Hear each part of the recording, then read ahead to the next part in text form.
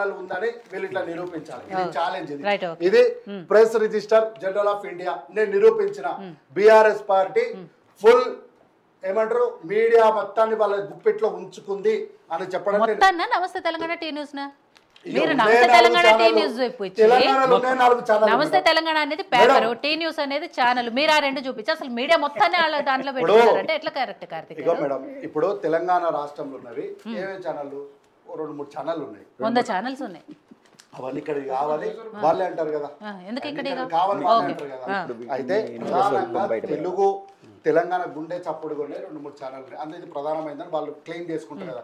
వాళ్ళ క్లెయిమ్ ప్రకారమే నేను నిరూపించాను. తర్వాత కొంతమంది జర్నలిస్టులు వీళ్ళేనా మేడం జర్నలిస్టులు వీళ్ళేనా జర్నలిస్టులు దయచేసి కొద్దిగా చూపించుకోండి వీరి మొహాలను కూడా ఈ పుష్పాలను కూడా దయచేసి వీరేనా వీళ్ళేనా జర్నలిస్టులు? వీళ్ళు వచ్చి కాంగ్రెస్ పార్టీ గురించి తప్పుడు ఆరోపణలు చేస్తుంటే మేమేమి అనకుండా మౌనంగా కూర్చున్నాం.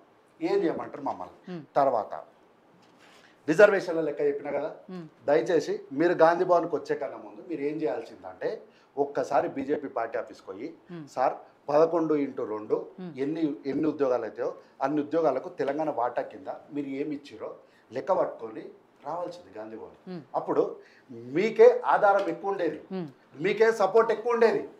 మీరు అది చేయకుండా వచ్చి గాంధీ భవన్ మీద ముట్టడి అని చెప్పి చేస్తే మళ్ళీ మీరు ముట్టాడంటారు మేడం. అదైతే నా దగ్గర రాలేదు, నేను చూసినంత వరకే మాట్లాడతాను. ఇప్పటికిప్పుడు చూపించి మీరు నన్ను మాట మార్చానంటే నేను మార్చాను. మీరు నాకు చర్చ చెప్తే పొద్దున్న నుంచి వాళ్ళని మాకైతే నిన్న సాయంత్రం పంపారు, సాయంత్రం నుంచి కూడా అదే ఉంది మరి. అవును మరి నేను ఈ రోజు లైవ్ అదే చూసిన. నేనేమంటున్నా, నేను ఈ రోజు మొత్తం అదే చూసిన. ఒకవేళ నేను ఇదే మాట కట్టుబడి ఉంటున్నా. వాళ్ళకి కాదు అంటే ఇచ్చినట్టు ఏవే ఛానల్స్ అన్ని కూడా వాళ్ళకి ఇస్తాను నేను.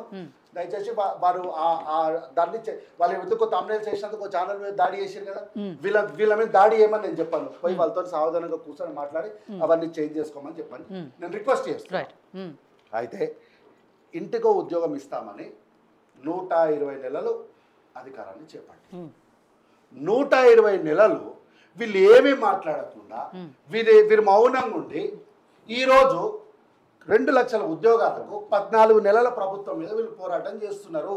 ఏం చేయాలి ఇప్పుడు? వీళ్ళు వెనక ఎవరున్నారు అనుకోవాలి? వీళ్ళు మాటకు ముందు రాహుల్ గాంధీ అశోక్ నగర్ వచ్చిండు, ఆ సారి ఈడికి వచ్చిండు, ఈసారి ఈడికి వచ్చిండు అన్నారు. ఎప్పుడు వచ్చినాం మేము? 120 నెలల తర్వాత వచ్చినాం. మరి మీరు 120 నెలల నుంచి ఏం చేస్తున్నారు? సరే మీరు ఇప్పుడు చెప్తున్న లెక్క ప్రకారం గత ప్రభుత్వం అన్ని నియామకాలు ఇస్తే ఎందుకు మీరు ఉద్యోగానికి ఎలిజిబుల్ కాలేదు? 60,000 మంది ఉద్యోగాలు. సరే మీరన్న మాట ప్రకారమే మీ బిడ్డ అని అంటున్నారు కదా, మీ బిడ్డలే 60,000 ఉద్యోగాల నియమ పత్రాలు మేము ఇచ్చినాం కదా. మరి కనీసం 60,000లో కూడా మీరు ఎందుకు లేరు? దాదాపు 90,000 నియామకాలు ఈ రోజే ఇప్పుడే ఇక్కడే వేసేస్తున్నామని చెప్పి కల్వకుంట్ల చంద్రశేఖరరావు గారు అసెంబ్లీలో చెప్పారు కదా. సరే మేము వేసిన మీరు అంటున్న దాని ప్రకారం మేము వేసిన 11,000లో మీకు ఉద్యోగం రాలేదనుకుందాం.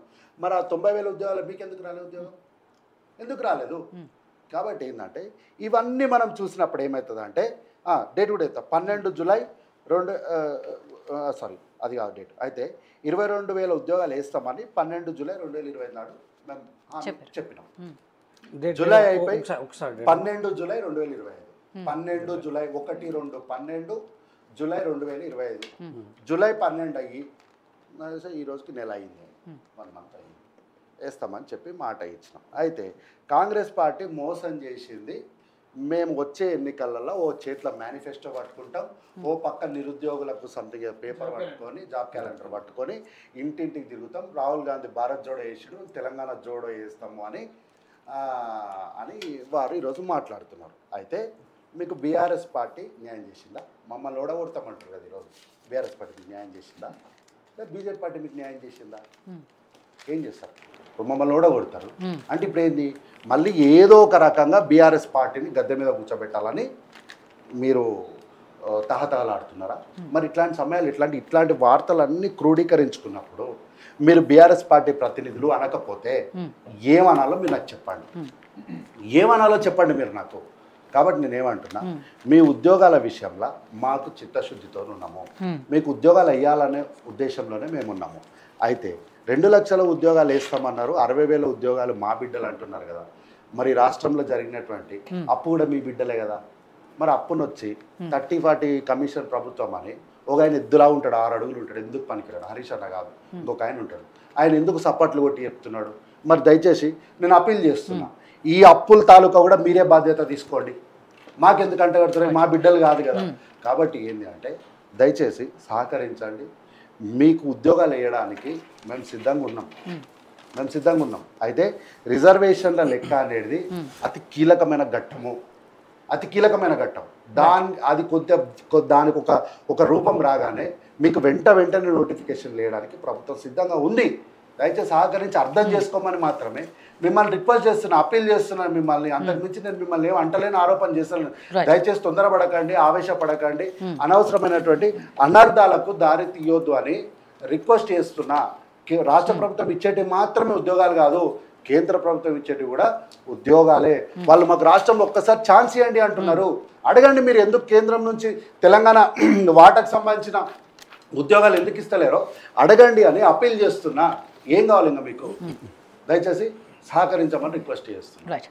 సో కార్తిక్ గారు మీకు ఇచ్చిన 5 minutes అయిపోయింది, బట్ వాళ్ళకి కావాల్సిన ఆన్సర్ అయితే రాలేదు అనేది 5 నిమిషాల్లో మాకు ఆన్సర్ రాలేదు. అదే విధంగా ఆన్సర్ అనేటువంటిది జాబ్ క్యాలెండర్ ఎప్పుడు ఇస్తారు, ఇప్పుడు 2 లక్షల నోటిఫికేషన్ ఎప్పుడు ఇస్తారు, నిరుద్యోగ భృతి ఎప్పుడు ఇస్తారు, మేడం చెప్పండి మేడం. ఇప్పుడు నేను అడిగిన ఈ 4 ప్రశ్నలకి అడగమని ఒక్క నిమిషం. ఇప్పుడు మీ సమయంలో మీరు లేవనెత్తిన అంశాలకు నాకు ఇచ్చిన 5 నిమిషాలు సమాధానం చెప్పిన. ఇప్పుడు మీ ప్రశ్నలు ఏంటి అడగండి, దానికి కూడా సమాధానం చెప్పడా నా టైం నాకు ఇవ్వండి. అన్నగారు మాట్లాడినట్టు సేమ్ ఛానల్ గురించి మాట్లాడి మాకు సంబంధం లేదు. అదేవిధంగా కాంగ్రెస్ పార్టీ అపోజిషన్లో ఉన్నప్పుడు మా పక్షాన మేము అప్పుడు కాంగ్రెస్ పార్టీ తొత్తులమైనాం. ఈరోజు కాంగ్రెస్ పార్టీ అధికారంలోకి వస్తే బీఆర్ఎస్ పార్టీ తొత్తులైంది. ఇక్కడ తంతే ఇక్కడ పడాలి, ఇక్కడ తంతే అక్కడ పడాలి. ఇది నిరుద్యోగుల యొక్క పరిస్థితి మేడం. అదేవిధంగా రిజర్వేషన్ గురించి మాట్లాడిందన్న, రిజర్వేషన్ అనేటువంటి GO-29 ఎవరు తీసుకొచ్చారు, ఎందుకు తీసుకొచ్చారు, ఎవరి స్వలాభం కోసం తీసుకొచ్చారు? ఈ GO-29 SC ST BC మైనారిటీలకి కదన్నా నష్టం జరిగింది. ఇదే కదా మనకి GO-55 అది బాగుండే, కానీ GO-29 తీసుకొచ్చి మనకే నష్టం చేశారు. అదే పాటు ఇంకో క్వశ్చన్ ఏం అడిగారంటే రాహుల్ గాంధీ ఇక్కడ వచ్చారు అని అంటా ఉన్నారు. ఎందుకు